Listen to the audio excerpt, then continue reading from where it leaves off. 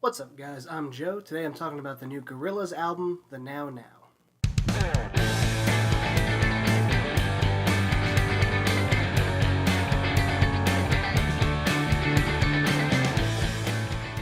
So the Gorillaz are back with album number 6, The Now Now, coming off of last year's release of the album Humans, which saw the band collaborating more than ever before. I mean, Gorillaz are a band that are known for their kind of high-profile collaborations, but Humans was more than ever. I believe, just about every track, maybe one here and there, didn't have a collaborator.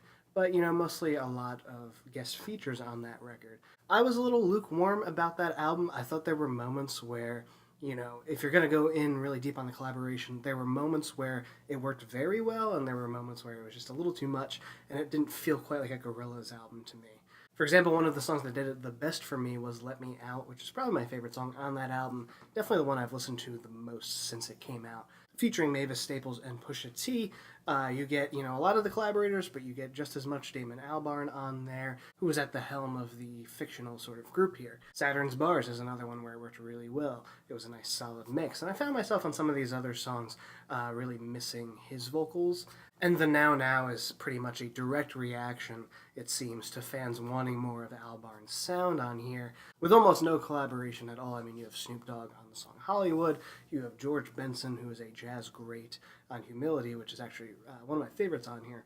But for the most part, this is a 2D-centric album, as in Damon Albarn's character here. And what you ultimately get here is a very chilled-out, relaxed, summery kind of album, very heavy on the synth-pop type sound.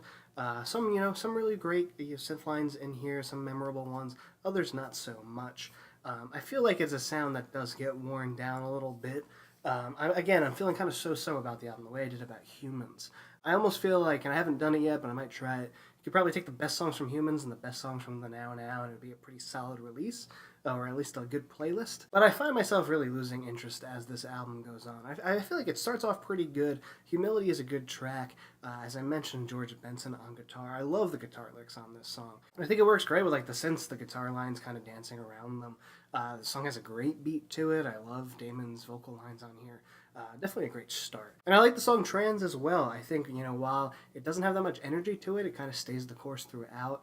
That synth line is pretty memorable. It gets stuck in your head in a good way. For now, I'll stick with some of the standouts, like Zurich, which is a instrumental track.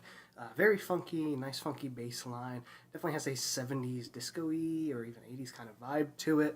Definitely a pretty cool track. It goes on a little too long for what it is, I think. But it's pretty good music to kind of just throw on in the background, which is ultimately how I start to feel about the album as a whole. Like, it's good to have on, but I don't know if it's something I'm really going to go back to too much, which Humans is something I haven't gone back to as much either. The closing track, Souk, I think that's how you pronounce it, is also one of my favorites on here. Has a very dreamy texture to it. I like the acoustic guitars in there. And Damon Albarn's vocals are sort of transient and kind of lullaby-esque there. It's a cool song. It makes for a good effect. Going into that, a couple songs before that, I really just start to get lost in it.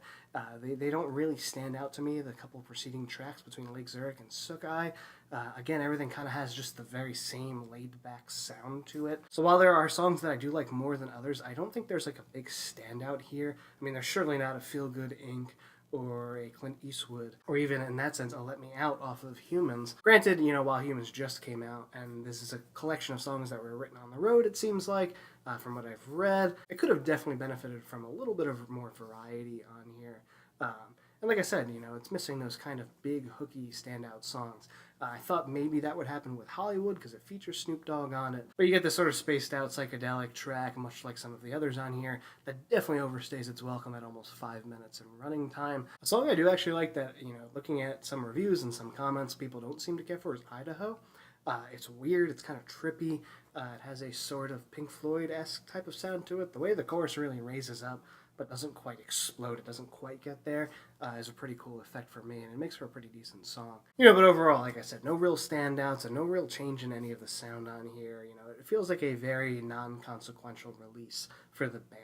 And as I said, and as I might suggest, if you feel the same way about Humans, I'm probably going to go in and pick my favorites from Humans and my favorites from the Now Now and make some sort of playlist or some sort of alternate album for me.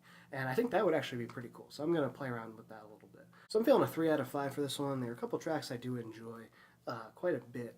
but I feel like, there's not much going on here.